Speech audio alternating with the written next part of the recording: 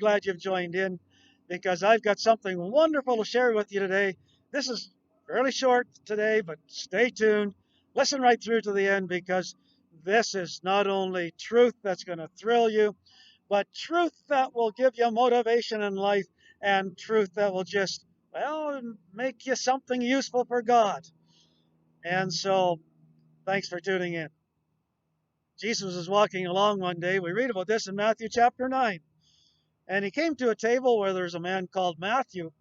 And well, we're going to read about it here. And as Jesus passed forth from thence, he saw a man named Matthew sitting at the receipt of custom. In other words, he had the receipt book and the tax book, and he was collecting the taxes from the people. And he said unto him, Follow me. And guess what Matthew did? He just got up from his table and he followed Jesus. And I just think, well, why wouldn't he? Now, I don't know just what all Matthew knew about Jesus as he came in front of his table and said, Please follow me.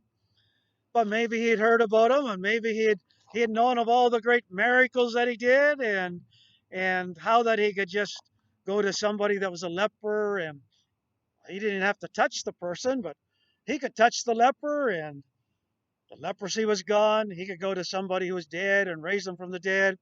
He could go to a man that was blind and just speak a word or touch him, and his eyes were clean and his eyes would see again. And there was no limit to what Jesus could do and no limit to what Jesus can do today. That's just what I love about him. And Matthew, well, maybe he knew a little bit of that. And when Jesus came along and said, Follow me, he likely couldn't believe his ears. He's likely thinking, What in the world is this man who is so great? God's Son from heaven, the actual creator of heaven and earth and all this universe. And he's standing just a few feet from me, and he is saying, Follow me. Can you blame Matthew from getting up from his table and following Jesus? That's what it says. And he arose and followed him. I don't know what he did with the money. Maybe he had a buddy that was working with him, and he said, Hey, you just keep this money, take it to the governor, but I'm done with it. I'm never going to be sitting at this table again because I want to follow Jesus Christ. What a wonderful, wonderful privilege he had. Oh, and folks, before I go any further, I can't leave this point without just telling you something. The privilege that Matthew had that day is the exact same opportunity and privilege that I have and that you have to follow Jesus. No, he's not down here on earth, but he's up in heaven. He's with us in spirit, and he's with us with his love, and he's got a great plan for you. And maybe I'm talking to a Christian today, I don't know, wherever you might be, and you have heard him call you before, maybe to go and do some little job for him, just whatever it might be. And he said, and you've heard it very clearly through his word, Follow me. And to this point in your life, you've said, I don't think so. I'm just going to hang on to what I got. I'm pretty safe and secure right where I am. So I'm not going to follow you just yet, Lord, but maybe when I get a bit older. But Matthew, he didn't wait until tomorrow. He didn't wait until a better opportunity. He might only had this one opportunity. And he said, I'm going to take advantage of it. And he arose and followed Jesus. What a wise man. And you know, wise people still follow the Lord Jesus. And I hope you're one of them. But you know, there's something great. And that's enough in itself to think that Jesus wants us to follow him. But listen to this. This is awesome. You know, just not too long after that, along comes a man, and he was quite an important guy in the community. And it says here in verse 18 of Matthew 19, and while he spake these things unto them, behold, there came a certain ruler and worshipped him, saying, My daughter is even now dead, but come and lay thy hand upon her, and she shall live. You see, this man knew about Jesus. This man knew there's no limit to what he would do. And this is what just blows me right away. Just it's one of these wow verses. Verse 19. And Jesus arose. I wish I could just show you I'll show you the word here in my Bible, but here it is. And Jesus arose and followed him, and so did his disciples. And then it says, when Jesus came to the ruler's house and saw the minstrels and the people making noise, he said unto them, Give place, for the maid is not dead, but sleepeth.